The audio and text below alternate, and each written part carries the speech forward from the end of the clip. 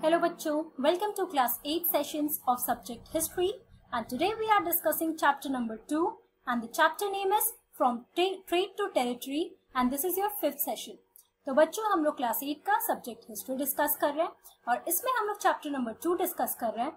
Chapter का नाम है फ्रॉम ट्रेड टू टेरिटरी और ये आपका 5th सेशन है. So let's start with it. एक बार ब्रीफ रिकैप कर लेते हैं कि हम लोगों ने लास्ट क्लास में क्या क्या कवर कर लिया था. Then we will further proceed with our discussion. Last class में बच्चों हम लोगों ने बात किया था about the aggressive policies that the British had adopted to acquire और to annex the territories of our Indian subcontinent. तो उसमें हम लोगों ने क्लेम टू पैरामाउंसी के बारे में बात किया था. Right, they thought that they were the supreme और इस चलते वो जितने भी टेरिटरीज है इंडियन टेरिटरीज है वो उनको एनेक्स कर सकते हैं. उसके बाद हम लोगों ने डॉक्ट्रिन ऑफ लैप्स के बारे में बात किया था कि किसी भी किंगडम में अगर जो रूलर है किंग जो है उसका कोई मेल एयर नहीं है तो they would annex that territory. And then we were talking about the administration that they were creating a new administration here in our country India. और वहाँ पे जितने भी जो भी हेड थे उनको गवर्नर कहा जाता था. There were 3 main presidencies. The first one was Bombay, second Madras and third Bengal. अब जब एडमिनिस्ट्रेशन की हम लोग बात कर रहे हैं तो उसमें one of the most important feature of this administration was the reform in the justice system. तो आज के क्लास में बच्चों हम लोग जस्टिस सिस्टम के बारे में पढ़ते हैं कि इसमें कौन कौन से मेजर रिफॉर्म्स लाए थे through the administration that they were working on. Okay, तो बच्चों जब हम जस्टिस सिस्टम की बात कर रहे हैं तो let us talk about the courts. जैसे आज के डेट में आप देखते हो कि we have supreme court, high courts and the district courts. तो उस टाइम पे ये कोर्ट के कैसे सिस्टम्स थे, कौन कौन से कोर्ट्स हुआ करते थे, let us talk about that. तो यहाँ पर देखो that was the courts under Lord Cornwallis who was the governor general here, okay, who came to India. तो उस टाइम पे कौन कौन से कोर्ट्स थे.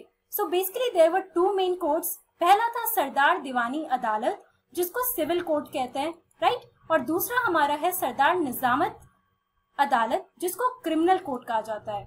तो बेसिकली 2 टाइप्स ऑफ कोर्ट्स हुआ करते थे, सिविल कोर्ट्स और क्रिमिनल कोर्ट्स, जहाँ पे क्रिमिनल्स की पेशी हुआ करती थी. सिविल कोर्ट्स में सिविलियंस आकर they had to talk about the problems या जो भी जिनको कभी भी कोई ग्रीवांसेस से प्रॉब्लम हुआ करते थे वो इस सिविल कोर्ट में आया करते थे. तो ये देखो 4 प्रोविंशियल कोर्ट्स हुआ करते थे सिविल और क्रिमिनल कोर्ट के अंदर, डिस्ट्रिक्ट के अंदर हुआ करते थे. But don't go in that much detail. आपके लिए इंपॉर्टेंट है यहाँ पे ये समझना कि 2 टाइप ऑफ कोर्ट थे.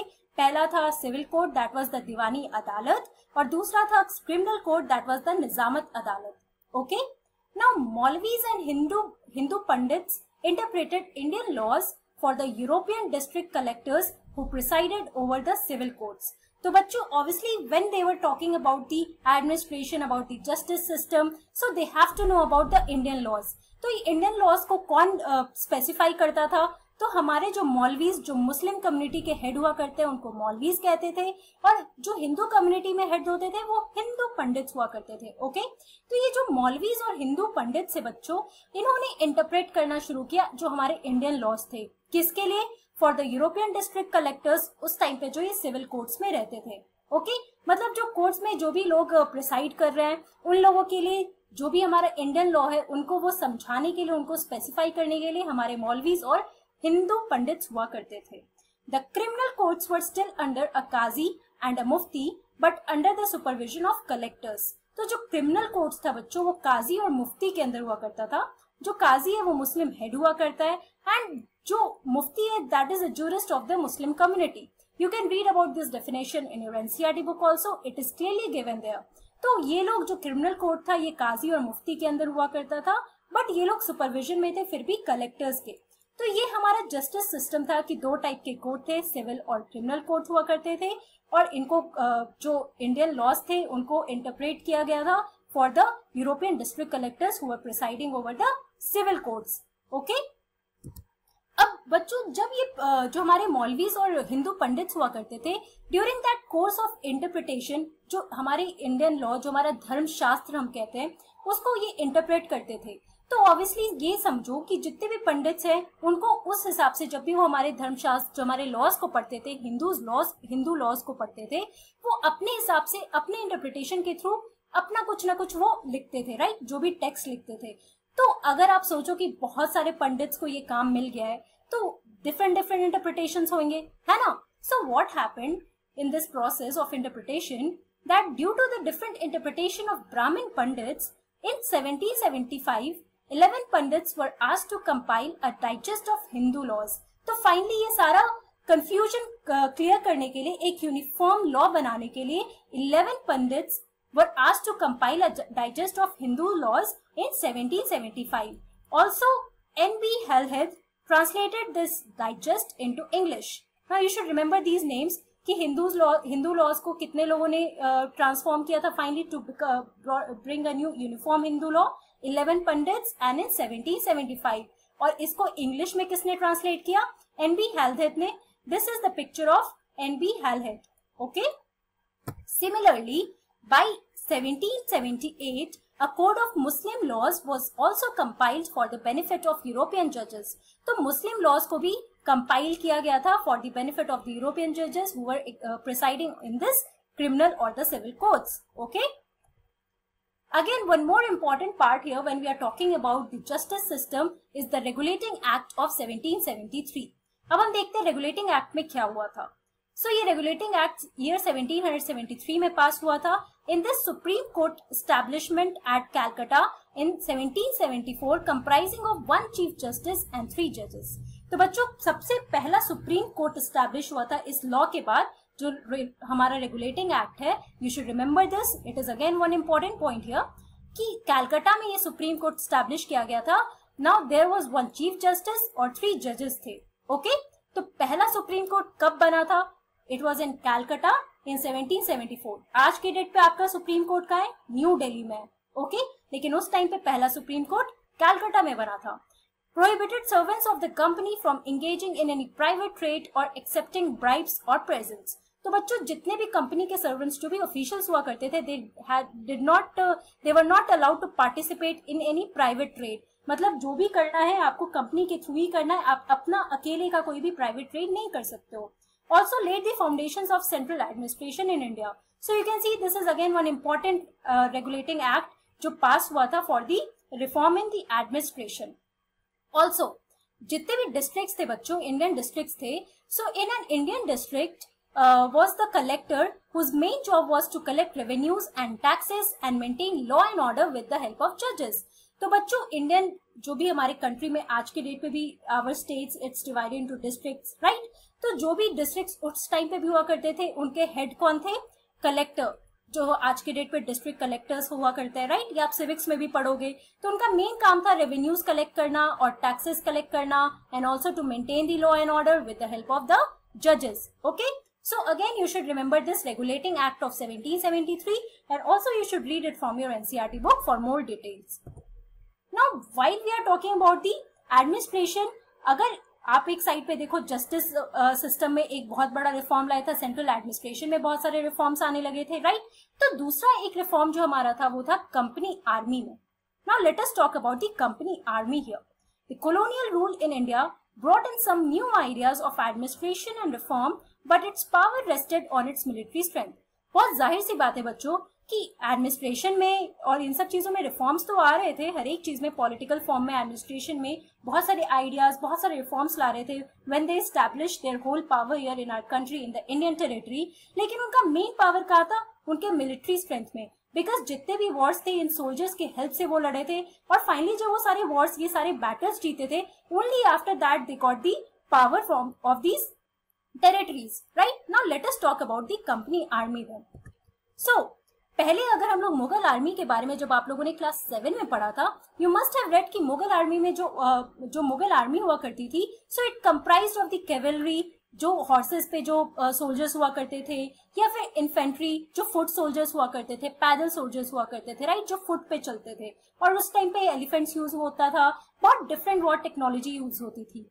लेकिन जैसे ही जितने सक्सेसर स्टेट्स आने लगे थे बच्चों, like that of Awadh, Banaras, इन लोगों ने एक नया सिस्टम शुरू किया जहां पे पेजेंट्स को इन लोगों ने रिक्रूट करना शुरू किया अपने आर्मी में, राइट. उनको एक प्रोफेशनल आर्मी बनाना शुरू कर दिया.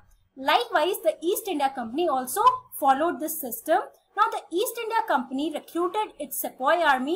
Sepoy यहाँ पे बच्चों सिपाही या सोल्जर को बोला करते हैं, वो लोग sepoy टर्म यूज करते थे, SEPOY. Okay, don't get confused with this term. It means सिपाही or the soldiers. जैसे कि like the successor states, like that of Awadh or Banaras, where peasants were recruited in the armies. तो यहाँ पर देखो बच्चों, this is the picture of these company army here. इनका आप ड्रेस देखो काफी डिफरेंट है. This is the cavalry जो हॉर्स पे बैठते हैं. Okay, the army man he sitting on the horse. यहाँ पर आप इनके ड्रेस भी देखो, पुराने टाइम के जो मुगल आर्मी या जो भी हुआ करते थे उनसे तो काफी डिफरेंट है ये, है ना. और ये लोग बेसिकली हॉर्स, कैमल, ये सारी चीजें यूज करते थे to go from one place to another to fight. Okay, now जैसे जैसे टेक्नोलॉजी चेंज हो रही थी, जैसे मुगल के टाइम पे बहुत डिफरेंट वॉरफेयर टेक्नोलॉजीज हुआ करती थी, बाय टाइम यहाँ पे भी जब आप ईस्ट इंडिया कंपनी के आर्मी की बात करोगे तो ब्रिटिश आर्मी भी टेक्नोलॉजीज चेंज हो रही थी. Now let us see that as warfare technology changed from the 1820s with the use of matchlock muskets as they were fighting with Afghanistan, Burma and Egypt. तो बच्चों ये याद रखना कि जब ब्रिटिश इंडिया में थे ऐसा नहीं था सिर्फ इनका कंट्रोल इंडिया में था, नहीं, वो लोग ईस्ट आए थे तो बहुत सारे रीजन में उन्होंने अपना power, they try to capture all the areas, the territories that were there in the east region. तो उसमें आप अफगानिस्तान ले लो, बर्मा ले लो, इजिप्ट ले लो, ऐसे बहुत सारी कंट्रीज थे जहां पे इन्होंने अपना कॉलोनी स्टैब्लिश किया था. सो अगर उसी टाइम पे जब इनको लड़ने के लिए जाना होता था तो obviously they needed something much more good in their military technology. तो वॉरफेयर टेक्नोलॉजी चेंज होना शुरू हुआ इन द 1820s और नया सिस्टम जो था उसमें यूज होने लगा मैचलॉक मस्केट्स, क्योंकि वो लोग जब अफगानिस्तान, बर्मा, इजिप्ट से लड़ाई कर रहे थे तो वहां के लोग मैचलॉक मस्केट्स यूज कर रहे थे and that is why they also started this using this matchlock musket. Now you can see here what is this matchlock और द मस्केट्स. ये एक तरह का बहुत पुराने जमाने में आप देखोगे एक बहुत लंबा गन हुआ करता है, right. You can see in this picture that man is holding here, इसी को हम लोग कहते हैं मस्केट. और एक मैचलॉक होता है जिसमें कि आप फायर करोगे. फायर कैसे होता है कि बर्निंग अ मैच स्टिक, और उसको आप बर्न करोगे तो फिर फायर होता है. तो इसी तरीके का ये नया नया जो गन्स था इस टाइम पे वो लोग यूज करना शुरू किए थे while fighting with Afghanistan, Burma and Egypt. Now you should remember this warfare technology that came in the 1820s. Again, sepoys. So also sepoys were the Indians who joined British armies in India. Okay, in early 19th century, the British began to develop a uniform military culture. अब एक new uniform military culture भी develop होने लगा था. Soldiers were subjected to European style training, drill and discipline that regulated their life far more than before. तो बच्चों जितने भी सोल्जर्स थे जो इंडिया से भी रिक्रूट हो रहे थे उनको भी वो यूरोपियन स्टाइल में कन्वर्ट किया जा रहा था, वैसी ट्रेनिंग दी जा रही थी, वैसे ड्रिल्स दिए जा रहे थे, उस डिसिप्लिन में उनको रहना था. Also this was now resented by the Indians, क्योंकि बहुत लोग को ये डर था कि उनका जो फेथ है उस पर वो हैम्पर करेगा, और डिफरेंट डिफरेंट रीजंस थे that these people, the soldiers, they were resenting to the sepoys, the British army, और उनके स्टाइल को जिसमें वो लोग चाह रहे थे कि जितने भी सेपोइज इन्होंने रिक्रूट किया है सबको को उस यूरोपियन ड्रिल में, उस यूरोपियन स्टाइल में ट्रेन किया जाए. Okay, now we will see later on कि कैसे this was one of the main reason that led to the revolt of 1857 when we will talk in that other chapter. तो बच्चों conclusion में हम लोग क्या कह सकते हैं कि अब हम लोग ने 1856 तक की अगर हम बात करें, so 1856-57, so by 1857 the company came to exercise direct rule over about 63% of the territory and 78% of the population of the Indian subcontinent. तो फाइनली इन्होंने 63% ऑफ द टेरिटरी में डायरेक्ट रूल करना शुरू कर दिया और कुछ रीजन में इनका इनडायरेक्ट रूल था. तो हम लोग कह सकते हैं virtually now they were conquering the whole Indian territory.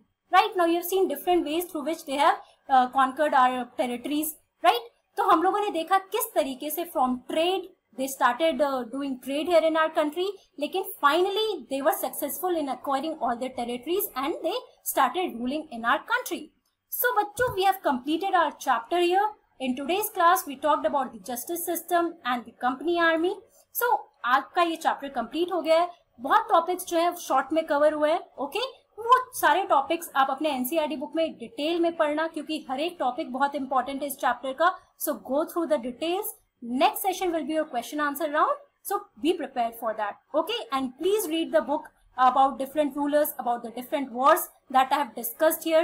Okay, go through that in detail in your NCERT book. That's all. Thank you very much.